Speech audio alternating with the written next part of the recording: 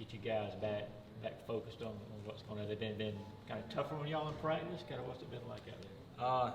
No, not tougher, but we always say, like, enjoy the win for 24 hours, but in the SEC, you got another tough opponent the next week. So we're focused on them right now, and we have everything we want in front of us, but we got to execute, and we got to play well to win these. What's this like for you personally? I mean, again, not to knock where you were before something like that, but you have really going into a November with something to play for like this. I mean, what has that meant to you, and what is it like for you as an athlete and a player for Georgia now? Yeah, it's super exciting. As a competitor, you want to be competing for championships, and that's what we're doing here at Georgia, so couldn't ask for more.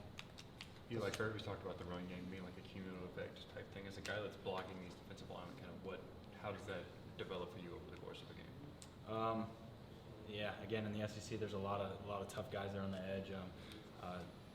Sometimes the most athletic guy on the team is sitting there at the DN, but we've got a good offensive line with us and good wide receiver, good quarterbacks that put us in good situations. So as the course of the game, you just get a little bit more comfortable with the scheme, and through that week of practice and preparation, you get pretty comfortable. Is that a point of pride when you get to that fourth quarter and you feel those guys kind of maybe you're pushing them back a little bit more maybe than you were at the start of the game? That's our main goal is to win the fourth quarter and wear them out before we do. We take pride in being tough and well conditioned, and so yeah, it is awesome when you can feel yourself still have energy and them starting to give out a little bit. Eli, how would you compare playing in Jacksonville versus playing in the Swamp? You're one of the guys that can say he's been both. Jacksonville was awesome. It was a totally new environment for me, unique with 50% of the fans being on one side, 50% being on the other side. So it was an awesome experience, a top 10 matchup. I mean, I don't think it gets much better than that. Aside from you had a big case there at the end, but it seemed like tight ends were getting more involved. And of course, Kirby said it's all about matchups. But how good for y'all did it feel to kind of get back in the game after a couple weeks of nothing from the tight ends? Yeah, with our role being the past couple games blocking specific, perimeter blocking, stuff like that, it felt good to get a little bit of love in the pass game, and everybody loves catching passes, but we'll do whatever it takes, and I don't think there's any animosity in our room. We're willing to do whatever it takes to win a football game. So, but it was nice to get a couple passes come our way. The 3rd and 7 call, did you anticipate that? Kirby said it was something you'd gone through in the walkthrough. I mean, was that a play you knew that was there, and what was your reaction when you realized holy cow, this is coming down to me? Yeah, we practice scenarios like that. Need a first down, 4-minute drill. We run through basically every scenario possible on Fridays just to make sure we're ready for the game. So I knew that call was in the arsenal. I didn't know if exactly who was going to call it, but when I heard the call, I was like, all right, here we go, let's get it done. And we went out and we executed the play. So. And then just adjusting to it. I know you said Jake let it go a little bit early. Were you just running to an open spot in the zone, or were you adjusting to the ball in flight when you made that move off the out? They were playing this man, so I knew if I got leverage on him and broke out, that all Jake had to do was place it there, and he got some pressure in his face.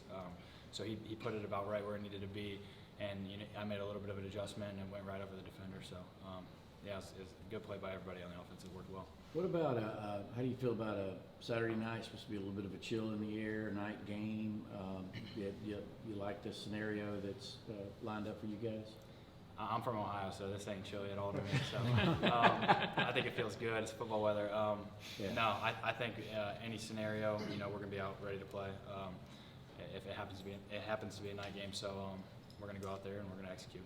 I know y'all bring in the 6 linemen sometimes, and what does that do as far as the tight ends? Does somebody come out? How does that work for y'all?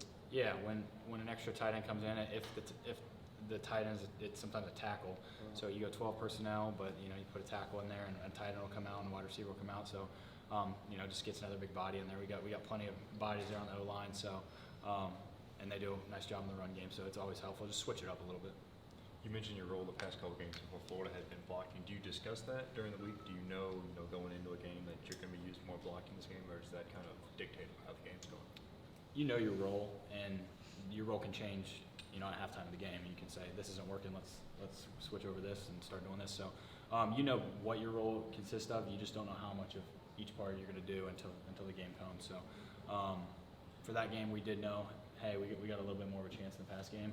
But sometimes it's a route that, hey, you may have not got the ball all week in practice, and now the game comes and rolls around, and you're getting the ball in that play. So you got to be ready all the time, and you just execute whatever they ask you to do. Of course, people made a big deal out of Kirby embracing Jake on the field at the end. It said he kind of lost his confidence. Did y'all sense that at all? I mean, did y'all try to pick Jake up at all? I didn't sense he definitely, even if he did lose his confidence, he definitely portrays, what you want out of a quarterback. You want a quarterback with confidence and leadership. So if he did a good job of hiding it, and he doesn't need to lose his confidence. We all believe in him.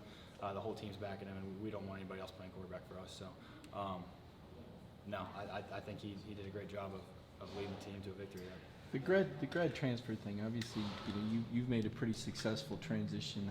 How were you able to make such a successful transition without? I don't think you went through spring.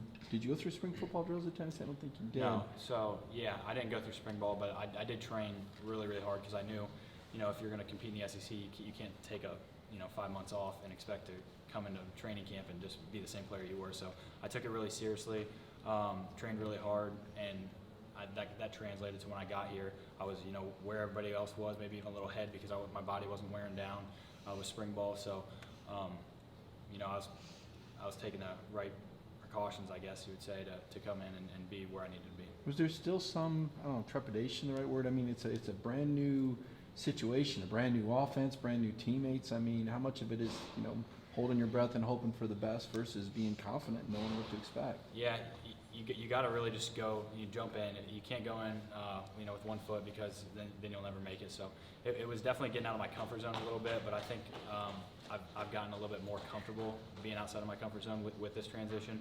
And everybody made it easy for me. Coaches, players, everybody here has just made the transition super easy, and that helped me a lot. So. Kind of along those lines too, what is the process like choosing a school as a transfer versus choosing a school out of high school? What's similar? How is it different?